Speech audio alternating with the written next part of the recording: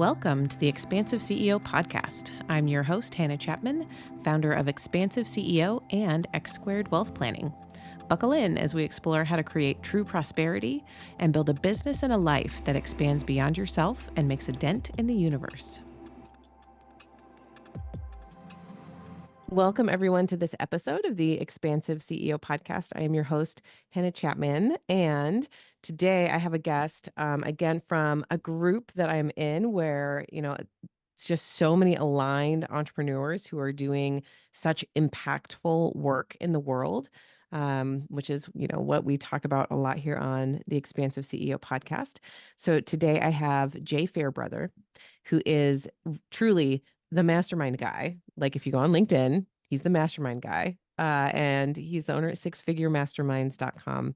And Jay, today we're going to talk all about the importance of community, the way people learn in community, how to build a mastermind, just all of these really beautiful questions that a lot of coaches and people, and not even just coaches, people in other industries are starting to say, hey, like masterminds are really powerful. How can I also, leverage this, create a group that is, my perfect aligned group, right? We're all kind of asking these questions right now in a lot of different industries. So thank you for being here today. And I would love, love, love for you to share with the audience, who you are, where you come from, why masterminds are important to you. Thanks, Hannah. Thanks for having me. So, I joined my very first mastermind 25 years ago. And I'm at an age where I can barely remember what I ate for breakfast yesterday. But I vividly remember 25 years ago walking out of that very first mastermind meeting and saying to myself, oh my God, I found my people. Mm-hmm. So this was a mastermind for entrepreneurs. And I knew after one meeting, like these people got me, they were me. They understood everything that I was going through. And so I'll back up and tell you how I got into that first mastermind. So I've been a serial entrepreneur for 30 years. I've owned 9 businesses in 6 different industries, founded, bought, and sold 7-figure businesses. And my first business, I was pretty fortunate right out of the gate. I grew it to $1 million in revenue within the first couple of years. And I got stuck there. I plateaued at that $1 million level and I couldn't seem to get beyond it. And so I joined an organization called Young Entrepreneurs Organization and got put into my very first mastermind. So we joined that mastermind to grow our businesses and become better entrepreneurs. That was the stated purpose, outcome, whatever. But what happened completely shocked me is that within 5 or 6 months in these mastermind meetings, I'm watching grown men break down and cry as they start to open up and talk about their messed up marriages and their kid problems and the anxiety and depression that, the business is taking over their lives. And this wasn't what we signed up for. But in my case, it was really the first experience as an adult that I had with that kind of human connection, that level of vulnerability. And I was all in. I loved it. So I started joining every mastermind I could over the next 6 or 7 years, first as a participant and then facilitating them. And my business took off. That first business, I 10x'd our revenue, grew it to a couple hundred employees and sold it in 2004. And life was good. Life was very good, actually. I traveled extensively. I bought 3 other businesses. I made investments in a lot of different things. And if anyone listening has ever had one of those periods in your life where things were going along swimmingly and something out of your control happened, around 2008, the world financial crisis began. And over the next several years, I lost everything. So I quite literally went from being a multimillionaire living in a mansion to living in my friend's basement, broke, bankrupt, divorced, alone, humiliated, and ashamed. Because for 15 years, I had built this identity as a serial entrepreneur, a successful serial entrepreneur. And there I was sitting in that basement. I didn't even own a car. And the only reason that I'm still here today is because of the support of one of those masterminds in particular. That mastermind that I started in, I ended up staying in for 17 years. And the support that those people gave me went so far beyond a basement to live in for 5 months and a car to borrow for 7 months. They supported me in ways I can't even articulate. And so that's why I'm passionate about masterminds. I mean, in a very real sense, masterminds helped me 10x my first business and kept me here during that most difficult time of my life. So, Wow. Thank you. Thank you for sharing that story. And I think it really, what you just illustrated, with that, like the arc of your life over that, what, 13, 14 years from 1999 to, after the financial crisis, that it's like exactly what you think of when you first think of a mastermind, or where you're like, oh, I need to build my business. I need to be with other, I need to network with other people. I need to, I need need the connections. I need the smarts. I need the strategies. Yeah. Like those pieces are important. And like you said, like you friggin' 10x your business. That's huge.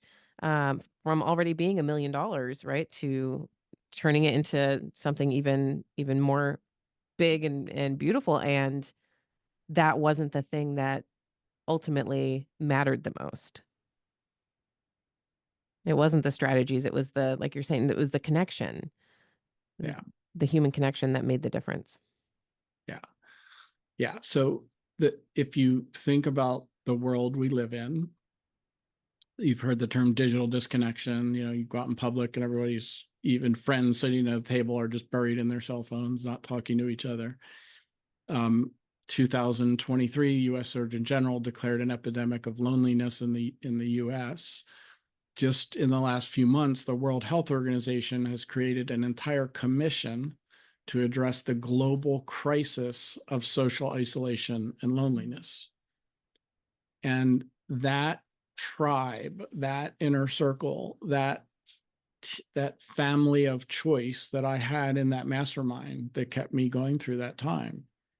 Most of us don't have that, even many of us with our own families, right? Or our friends or our networking groups, and that's that kind of peer level support. Having a group of people who will pick up the phone at any time of night or day you call, having a group of people that don't have an agenda, meaning in most areas of our lives, everybody we interact with has an agenda. Our families have agendas, sometimes our friends, our vendors certainly have agendas, our clients, even our mentors and coaches have agendas. But to be in a supportive group like that, where the only agenda is people helping each other grow and thrive, that's unique. We don't usually get that in anywhere else in our lives. And so to have that supportive group, can literally save your life. So when we're looking at this, and I truly agree that this epidemic of loneliness, this epidemic of isolation, um in different parts of the country here in the US, um the heat can be a real problem in the Southwest, right? And then the freezing temperatures can be a real big problem in the northern areas. But what like the actual problem is for any of those is usually the isolation, right? Is that someone doesn't have heat in the winter, but they're also living alone and they don't have anyone checking on them and they don't have anyone reaching out, right? So it's really the isolation that's causing the problem at a root cause, Yeah. more so than the cold or the hot. And when we zoom out from that issue and put it back, like let's talk more about entrepreneurs again, because I think we both work mainly with entrepreneurs, right? People who Yeah. are building businesses, and I, work with people who are in all kinds of different industries, like I said, and wanting to that we'll put it this way. There's the feeling and the what am I trying to say? The idea that's out there right now that masterminds or group programs or things like that are the way to leverage your time so that you can make more money in the same amount of time as you do with one-on-one work, right? Like the Yeah. thought that one-on-one is not scalable.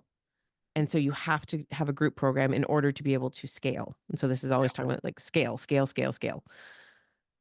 So while that is technically true, right? And it can be a very profitable piece of the business if you can grow a mastermind well.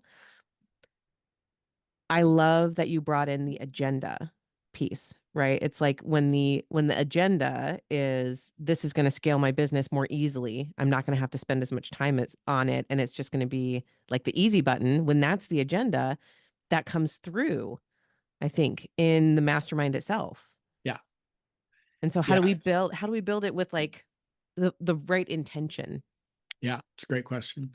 So, what most of us do, if we're going to be a leader, a coach, a mentor, a guru, what we typically do is we go, okay, I've got 25 or 30 years of expertise in this. So, what program can I create that people will buy? And what I challenge people to do is shift that perspective to think about what is the program that you would create that you would be totally passionate about delivering? And more importantly, who are the people that you would be totally passionate about helping?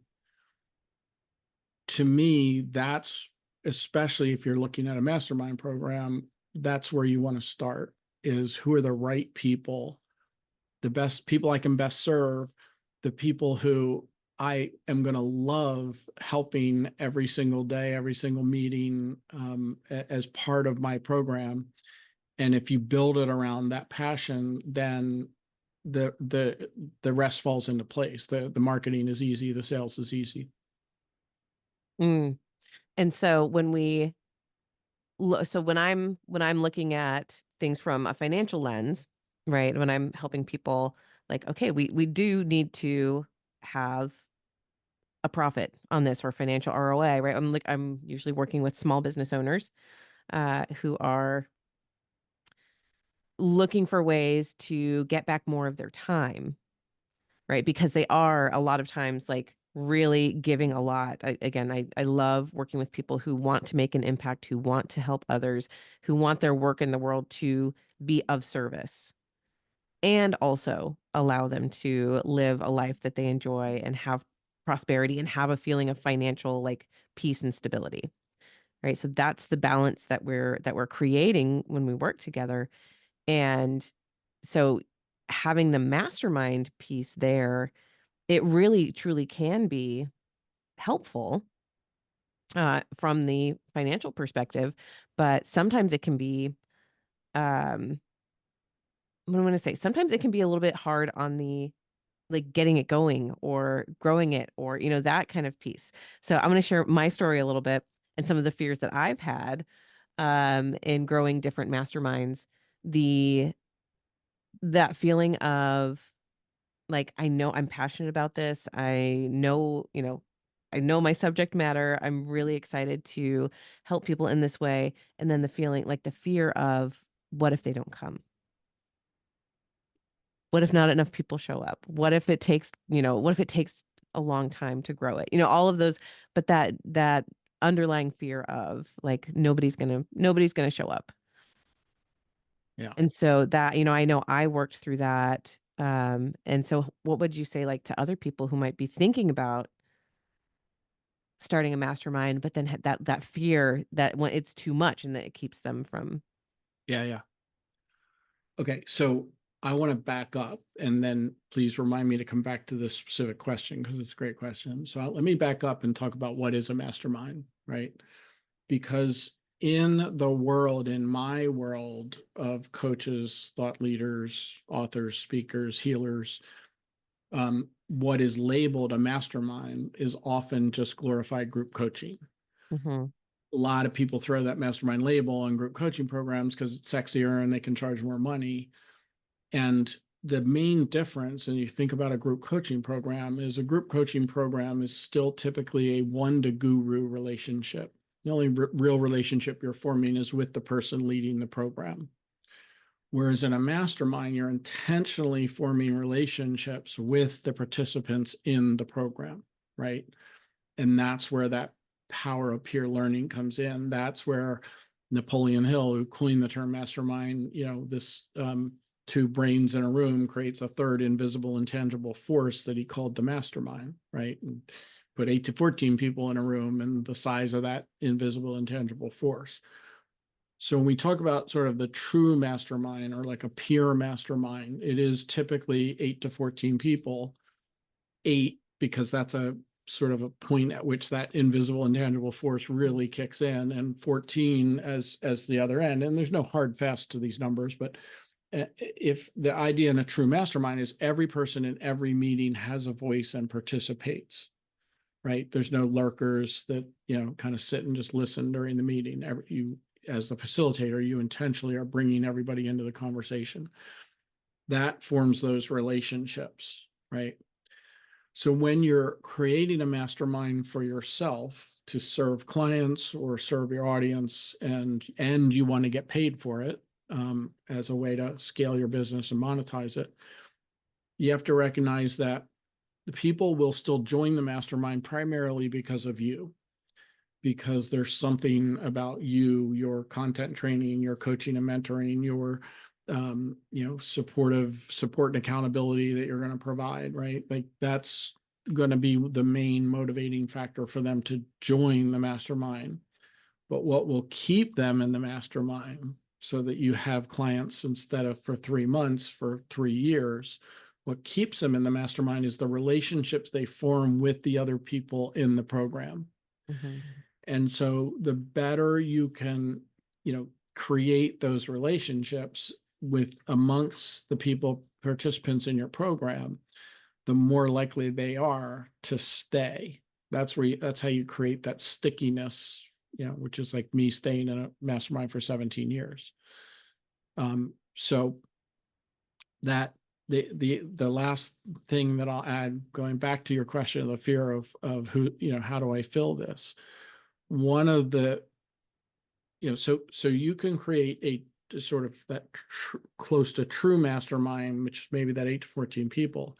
There's also what I call a hybrid program where you can grow it to 20, 30, 40 people and possibly higher, but you have to do some things differently so that you're creating those relationships in the program and creating more of that intimacy that you naturally get with that smaller group. The smaller group, one of the things I love about doing those types of groups is that you can literally flip the selling script. So that instead of feeling like you're constantly chasing clients, constantly, that client churn, I've got to find more leads, more. If you can flip the script to say, no, I'm just the gatekeeper of this exclusive inner circle. And I don't need to sell you. Why don't you tell me what value you can bring to the mastermind? Why should I let you in?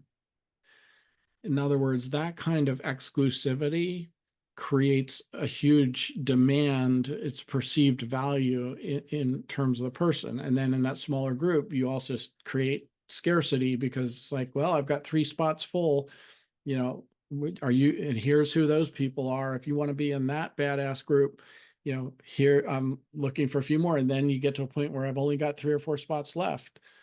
And you kind of, flip that sort of perspective to feel like, oh my God, I've got to go find these people and that kind of thing. So obviously there's more nuance to that, but. Yeah. What I appreciate about that perspective is the like having a clear intention for the group, right? Versus, sure, it could be 15, it could be 20, it could be 40, it could be whatever, right? If you start with that intention of it's only going to be, let's say, 8 people, right? And we're going to keep it to this small select group so that, we can be very mindful of the people who are going to be supporting one another. That I find is really, really powerful, because, yeah, it's, you know, on the other side of creating a mastermind like that, my partner, Alex Persglove, and I have created Expansive Visionaries Collective is our group program that is kind of a hybrid between the 2. There is some coaching, some one-on-one, throughout the year, but the majority of it is, like, actual, like, participants helping each other, peer group, masterminding and whatnot, but making sure that the participants are in a similar stage of business, right? So that the way that we saw it was like they can pour into each other, they can receive and pour into, right? So we don't have members who are constantly pouring into less experienced entrepreneurs, or and then less experienced entrepreneurs that don't feel like Yep. they have anything to give, right? Which also doesn't feel good. Yes. If you feel like you're always, I always feel like the taker, right? Like that doesn't feel good either. So creating a group, like it's really important to be mindful of, are these people going to be able to, so everyone's going to be further along in different parts of the journey, right? So that's normal. But Yep. are they going to be able to receive from each other? Yeah, it's what I call the concept of parity, like the opposite of disparity. Mm, You want to have parity among the people in the group. And it doesn't mean they all have to be exactly the same place or in the same industry, right? Industry masterminds is one of the most common types. Like we're all car dealers in different locations that don't compete with each other, or we're all, whatever. Um, so you can have diversity, but what you don't want in especially in that smaller, more intimate mastermind is you don't want to allow somebody into the group where the other people are going to be thinking, why did you let that person in? They just don't seem to fit, right? So there has to be commonality of challenges and fears and frustrations, and or commonality of aspirations and goals. And as long as at least one, preferably both of those, are aligned, then you create that situation where there's that give and take, right? I say there's 2 types of people you do not want in your mastermind: lurkers and narcissists, mhm. because you don't want that person in there whose sole agenda is, what can I get out of this group? What's in it for me, and how can I make myself look smart in the group? You want people to be on equal footing. And this, is a challenge. This is about group dynamics and developing those bonds and that mutual respect over time. So yeah, you want people not just looking out for themselves, and who enjoy the give and take. Yes. Yeah, absolutely. Absolutely. And it's interesting to, um, I think, to invite the people. So even in a smaller group, um, there might be people who are more introverted or, hang back a little bit. And it's really, really interesting and powerful to see, when they're invited in, what is that shift for them? Because that usually those people who are, they need a little bit more drawing out of their shell in a mastermind. When they do, it actually, like, the ripple effect is huge. Right, so Yes. it's like you're showing up here, you're learning how to express yourself here in this small group, and that's one of the things when we talk about how do you 10x your business, that's the stuff that ripples out, right? Yeah, absolutely. So that's facilitation skills, and and using intentionality in creating that level of safety so that you can get into the deeper level, more vulnerable conversations, right? So there's certain things that I teach people in terms of doing, especially when a group's first forming, where, you use conversation starters in your meetings, which, can sometimes seem like random questions, but they're intentionally designed to get people to, just sort of open up. You ask some easy ones to start, and then you go a level deeper as the group starts to bond, and, so that you're kind of nurturing that deepening level of communication as the group forms and comes together. Mhm. Oh my gosh, yeah, that's, um, one the magic of the icebreaker, really, right? Call it that, but having members reflect on something and then share together and open up. We've always had Alex and I have always had really good, experiences with that of people like, "Okay, everyone talk about this certain thing. What's your experience been?" And sometimes we'll have them, go into little pairs or groups of 3, and Right. it's never like, what's beautiful is when they come back and they're like, "It wasn't enough time." Yeah. Right? And Yeah. that's I do feel like that, like, after the first few months and once you start to foster that deeper conversation, um, some of the best comments I think that we get is, when people say, "It just feels so good to know that other people are experiencing, that I'm not alone." Yeah. E Absolutely. like, totally different industries, but, "Oh, I'm not alone." Yeah. Yeah. So I run a mastermind for my clients, and it is a hybrid program because I'm teaching, how to do masterminds. I'm teaching people how to create a sustainable online business. Um, and there was one time that I was like, it was like the night before our meeting, and I was like, I have no content for tomorrow, and I was freaking out. Right? I'm like, shit, what am I going to do? And we masterminded with no agenda or training or content. And at the end of that meeting, almost every single person in the program reached out to me and said, that was the best meeting we ever had. Can't we just do that? And it just goes to show you, it's that power of that human connection. It's that power of people feeling like, oh my God, these people are just like me. And that's what you want. I'll tell you another story. I have a mastermind here locally in person in Pittsburgh of entrepreneurs. And the first few months you get together, like you do takeaways at the end of the meeting, and almost everyone's takeaway for those first few months is, I can't believe how much we're alike. Like that's the main theme of the takeaways, right? Well, this mastermind, we had been together for about 9 months, and we decided to do a weekend retreat together. So we went somewhere for the weekend. At the end of the weekend, we did takeaways. And at the end of that weekend, almost, I think it was like, you know, 9 out of 10 people, their takeaway was, I can't believe how much we're all alike.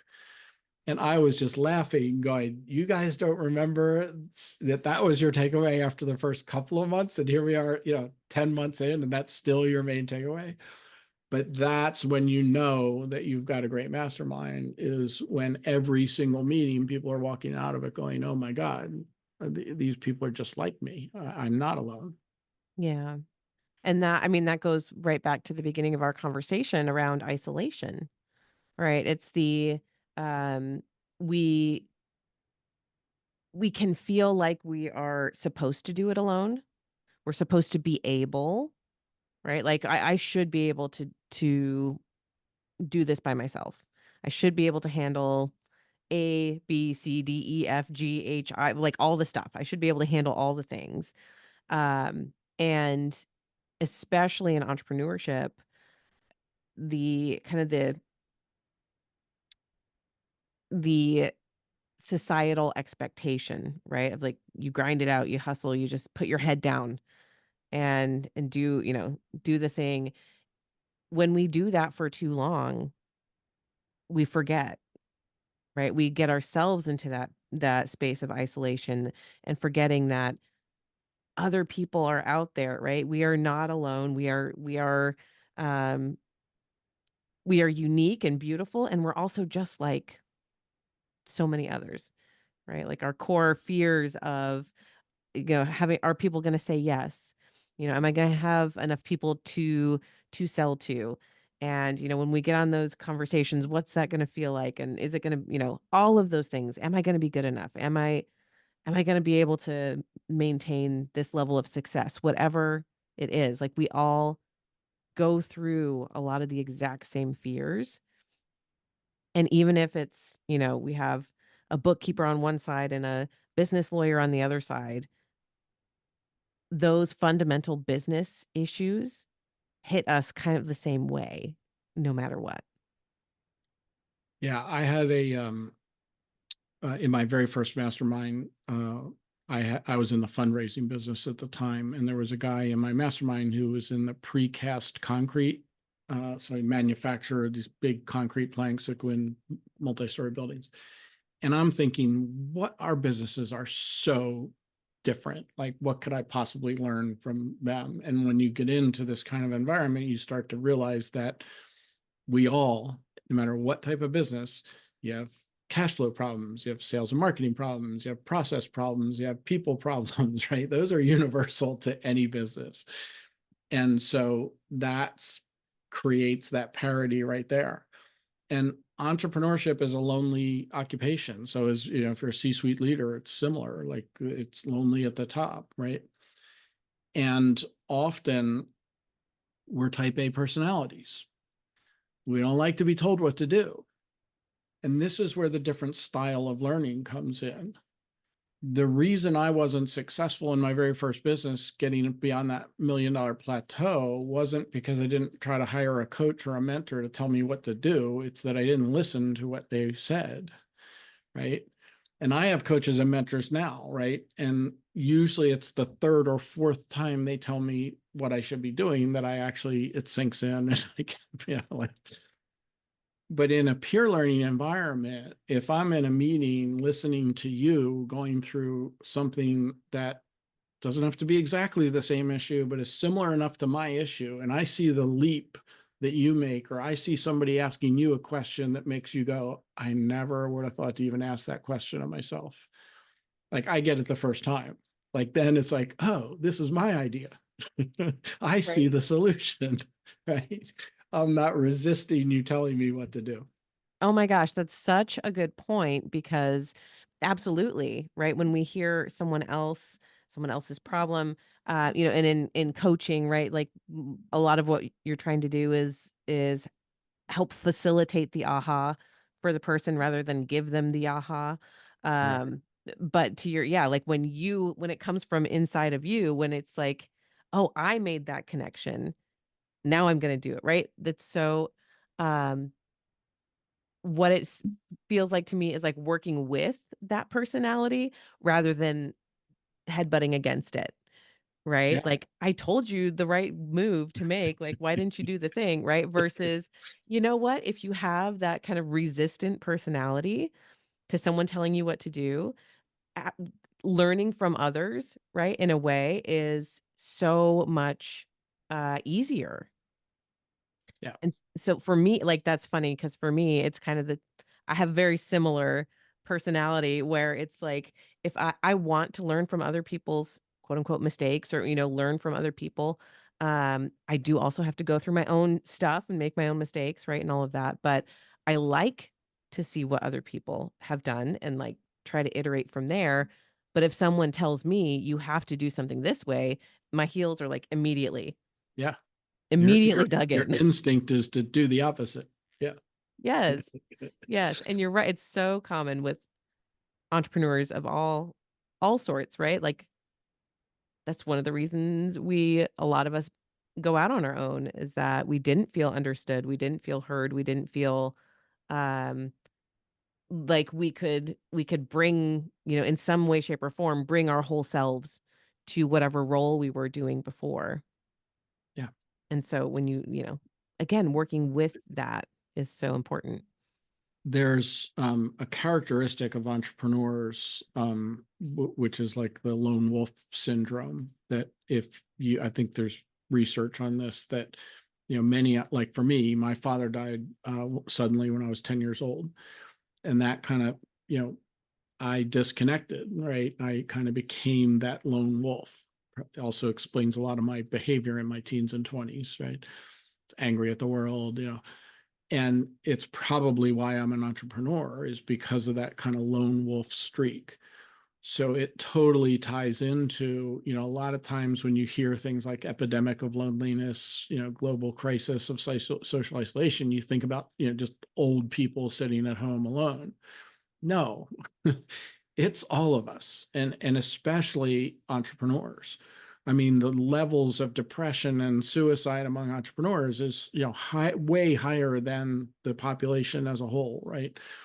So we're sort of, born into, I don't mean born as a baby, but like, we put ourselves in in this situation where it's lonely by nature. And we, put this pressure on ourselves to solve everything by ourselves. Mhm. Yeah. So when we recognize that, so I'm gonna put it on both sides here. Um, both being same, like running masterminds and groups, and also being part of masterminds and groups, right? For me, for myself, um, it's it's like on it's a responsibility that we have, I think, to allow ourselves to be supported by a community versus like keep that mantle of lone wolf or see it as, a badge of honor in some way, shape, or form. Um, kind of like the hustle and grind culture. I feel like we're shifting away from that as well. So it like maybe this is the next thing, right? Like it's actually not healthy to be a lone wolf. Humans are interdependent creatures by nature.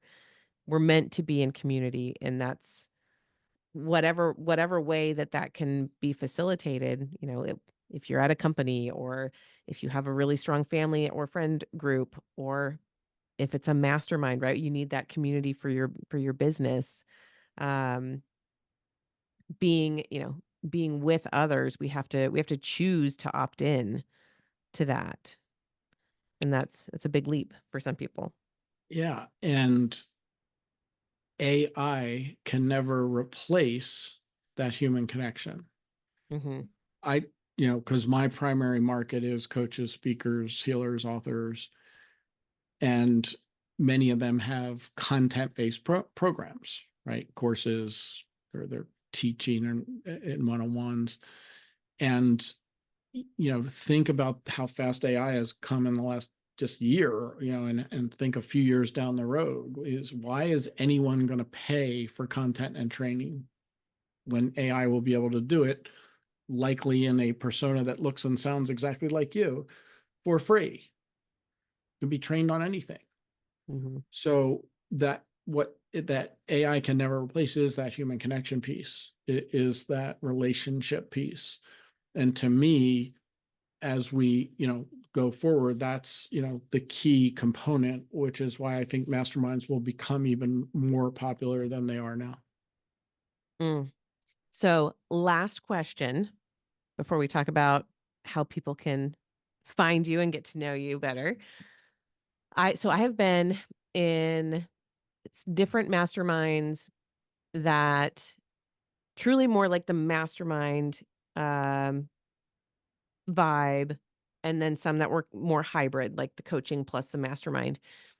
And have had some experiences where, for me, I am just a people connector. Right. I love connecting with people. It's one of the reasons I do this podcast, because I just loved connecting with people. And then we'd have these amazing conversations, and I'd be like, that should be on a podcast somewhere. It was so good. So we start doing that. Right. So I am like naturally a connector. And I have had experiences in fairly high end masterminds where the connection, it was hard to connect with the other members. And it was interesting, right? Or some programs where it's almost like there's, a little bit of a barrier to, like, I want to connect with others. I want to know people better. So from your perspective, I've really worked on that and made it really clear in any of the groups that I run, like, you are encouraged to meet everyone else. There is absolutely no, barrier to connecting with others if it's desired on both sides, right? All of that. But what's one of your biggest tips for people who are creating communities or facilitating communities if they're having this issue where people aren't really connecting with each other? What's one of the best ways that they can foster that and facilitate that? It's a great question. So again, it comes back to being intentional and not just encouraging connection, but creating the connection. Mm, And so, I mean, you can obviously do both. You know, encourage you to all schedule a one-on-one with each other and get to know each other, right? But create opportunities. You know, I do a lot of exercises in my program where you get into a breakout room with, you know, 4 people, and certainly over time, you know, it's randomly selected, you're going to end up in a breakout room with all of them, so you get that little bit of extra connection. Sometimes I also create like accountability pods in my programs. Like, I don't believe in accountability partners, because if you get stuck with a bad one, it's worse than having no accountability partner at all. So I at least improve your odds by putting pods of 3 or 4 people together for accountability, and people get those relationships going in there. And then, you know, like I use a video app for my mastermind people, which takes it to a different level than, you know, the chat apps or even leaving audio messages in certain of the, you know, community platforms that you can use.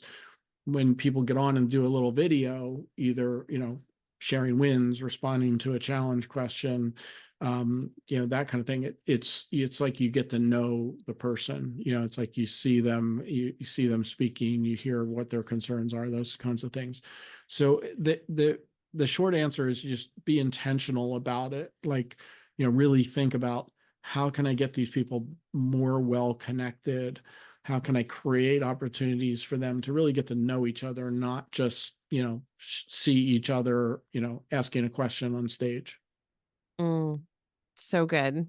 Thank you. Thank you, Jay, for this conversation. I think it's been so valuable. And I would love for anyone who is listening right now who has been thinking about creating that mastermind for their business and really like wanting to, I'm going to put it this way because this for my type A ness, right, really does like resonate. It's like, I want to do it right the first time, right? A lot of times that's the thought. Or I've done it before and it didn't quite work. And I want to really like make this work.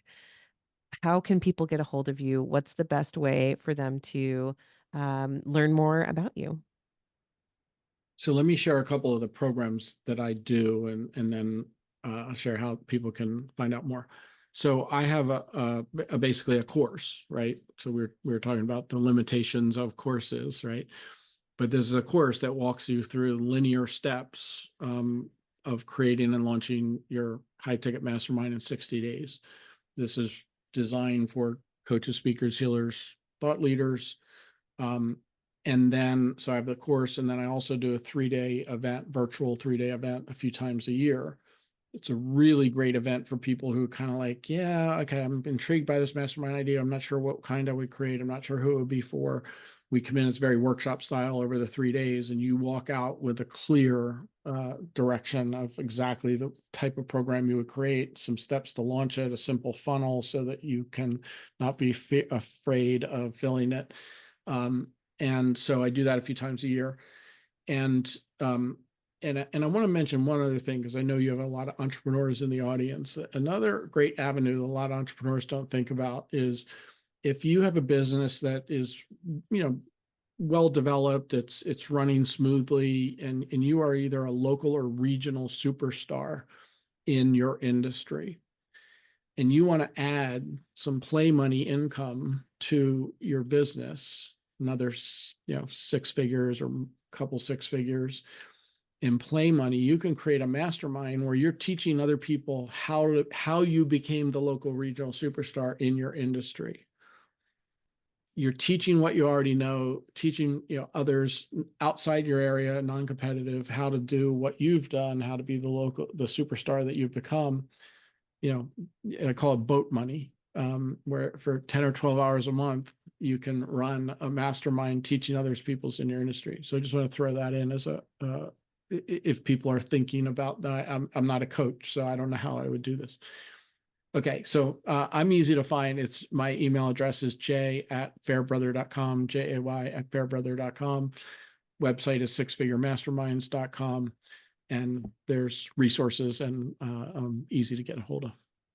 Awesome. Well, Jay, thank you so much for this conversation, for talking about the importance of community and how, it literally saved your life at one point, right? And how we all need some sort of community in our lives, throughout, and we need multiple kinds of community to support us in different areas. I really believe so. Thank you for this conversation. It was wonderful. And as always, if anyone has any questions or wants to learn more, all of the links are down in the show notes for you to grab. And if anything resonated for you, if you have more questions, feel free to reach out, either via DM anywhere you follow me, on any posts where we post about the podcast, or you can reach me at Hannah, HANNAH, at expansiveceo.com as well. So, Jay, thank you again for being here. I appreciate you so much. Thanks, Hannah. It was a pleasure. That's it for this episode. Thanks for listening, and be sure to like and subscribe. And again, if anything resonated with you from this episode, I would love to hear from you. Email me at Hannah, HANNAH, at expansiveceo.com, and tell me about it. And if you're ready for your greatest expansion, you can find ways to work with me at expansiveceo.com and at x2wealthplanning.com. That's X, the numeral 2, wealthplanning.com. So until next time, remember that there is enough, you are enough, and your birthright in this lifetime is to be expansive.